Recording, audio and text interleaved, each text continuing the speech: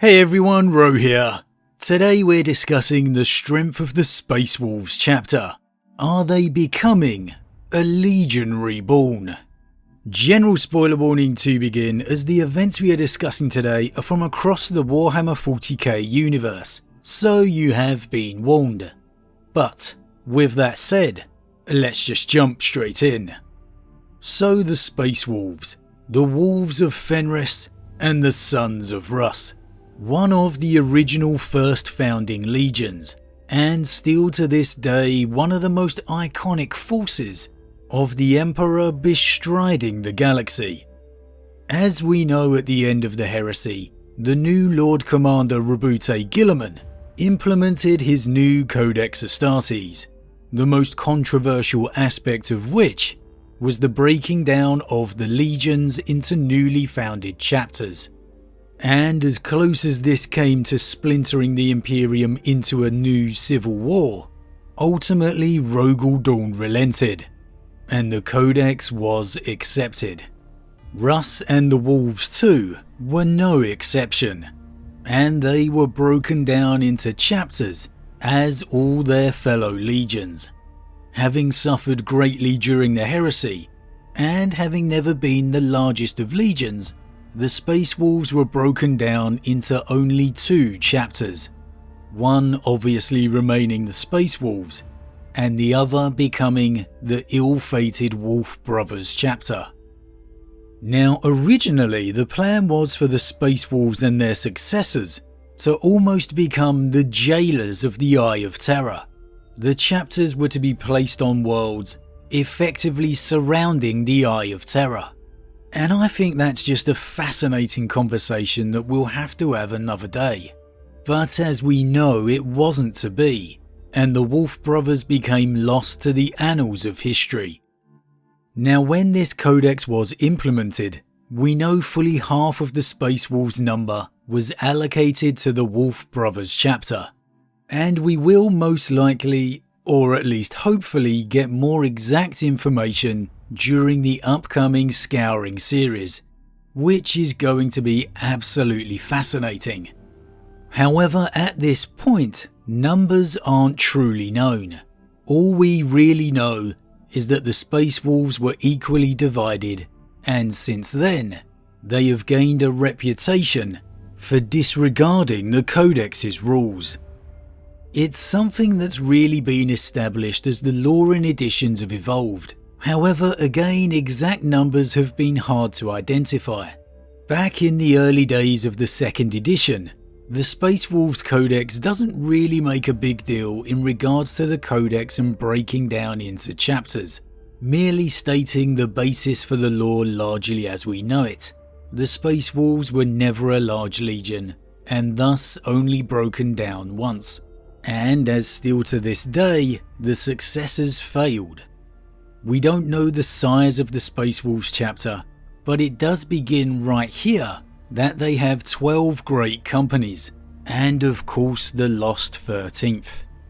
So we know even from this early lore that the Space Wolves, while being the sole heirs of Russ, were already larger than your standard chapter, having 2 extra companies. Over the years this would be embraced a bit further, as the Space Wolves character flourished to the lovable rogues that they are. The size of the 12 great companies became hinted to be also larger than their Codex contemporaries elsewhere, each of them formidable forces beneath their individual Wolf Lords. So really, again, while we may not know real numbers, it certainly felt like the Space Wolves were far above a chapter in size.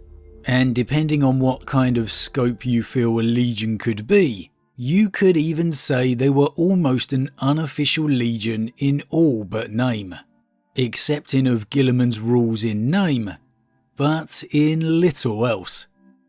And then we come to the age of the reborn Primarch Rebute Guilliman, and the galaxy being torn asunder.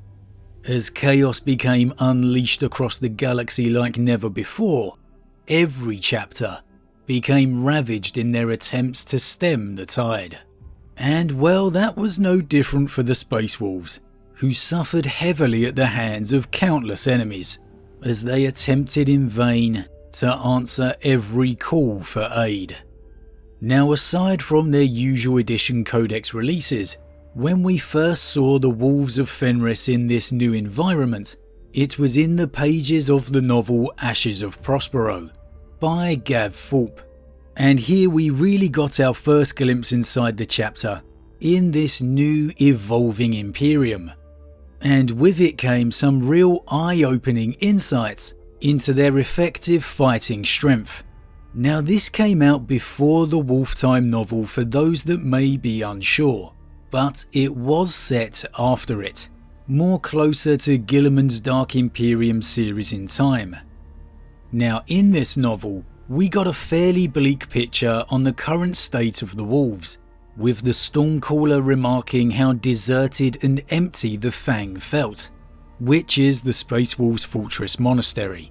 And Grimnar essentially informed his friend that that's because it is empty. Virtually every marine the Wolves had was needed out across the countless battlefields, trying their best to hold the Imperium together. And though the new Primaris Marines were indeed strong warriors, the chapter simply couldn't keep up with the recruitment needed.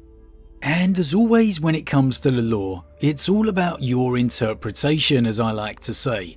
For me, when I read this, it felt very much like the Space Wolves were really struggling, like every other chapter out there, and their numbers were very thin to say the least.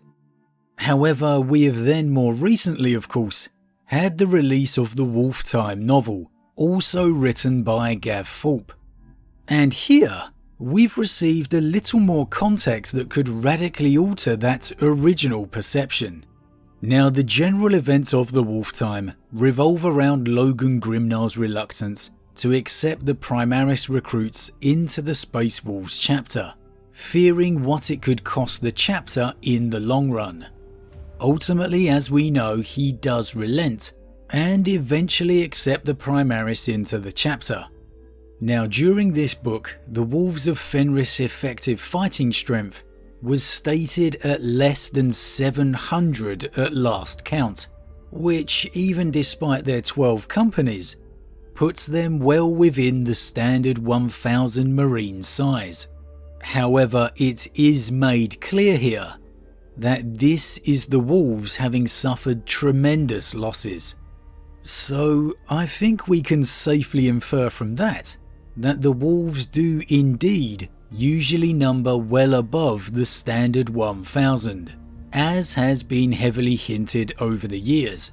And really, if just under 700 is the Wolves pretty much on their knees, you could easily expect the standard fighting number to be well over 1000, possibly even into the several thousands.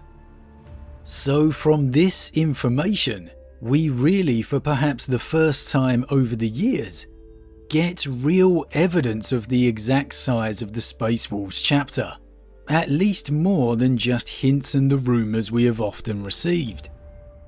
Now then, of course, we know Grimnar did indeed accept the Primaris technology and recruits into the chapter, and later, after having done so, we again get a tantalising glimpse of the strength of the chapter.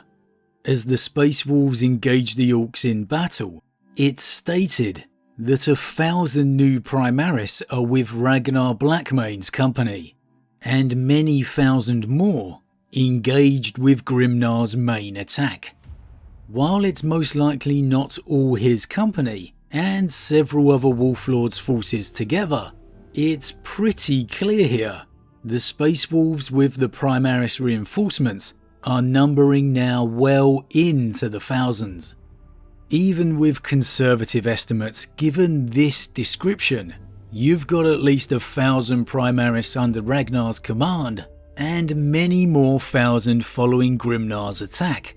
So you're looking at least at a chapter strength of around 4,000 to 5,000 at least. And well, that really drastically alters the perception I had, at least, when reading the Ashes of Prospero. In Grimnar talking of the empty halls of the Fang, with the forces being scattered across battlefields across the Imperium, I got the impression the wolves were really struggling. However, instead, given this new information, and seeing the sheer scale of new recruits, I think it's safe to say the wolves, far from struggling, are in fact a mighty force once more. Now yes, the Wolf time as part of the Dawn of Fire series is set a few years in the past, but honestly I don't see any way the wolves could have been reduced down from these numbers in the space of a few short years. And in fact, if you read the Ashes of Prospero, they in fact gain several hundred more again. So in this new Dark Imperium and Indomitus Crusade era, we are now truly looking at a Space Wolves chapter that, well, in truth is closer to the size of a legion. And honestly, I think the most fascinating aspect of this is that Guilliman, the creator of the Codex Astartes, has freely given the Wolves of Russ this sheer amount of Primaris, completely ignoring his own previously written rules. Now this could well be Guilliman just giving the Wolves of Fenris the extra leash that he always has. And well, yeah, that's exactly how I take it. However, it could be, and I really think is, further evidence of him realizing the breaking down of the legions may well have been the wrong decision.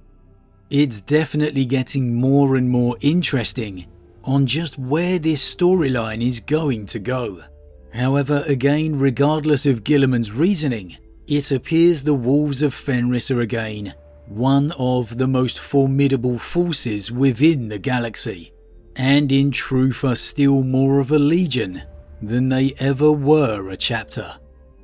But as always guys, what do you think? Why do you think Guilliman gives the Wolves of Fenris that extra bit of leash?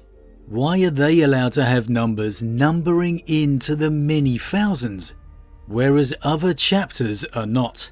Why do you feel Guilliman turns a blind eye to chapters such as the Space Wolves and Black Templars, whereas other chapters maybe don't get that benefit? And really, was it more than turning just a blind eye? In actively giving the Space Wolves this sheer number of recruits, did Guilliman have more in mind than just helping them fight back the Orcs? Or was it a necessary evil to achieve the main objective? And considering we've seen the Space Wolves rebuilt to this size, why do you think the same is not being done for the Blood Angels across the Rift? As always guys, leave your thoughts in the comments below, I love to read them. Huge thank you to all my subscribers, your support truly means a lot to me, it really does. And if you're new, please consider subscribing to help the channel grow. And if you enjoyed this particular vid, then why not drop a like on it too? But with that said, I am off, and I'll see you all again real soon.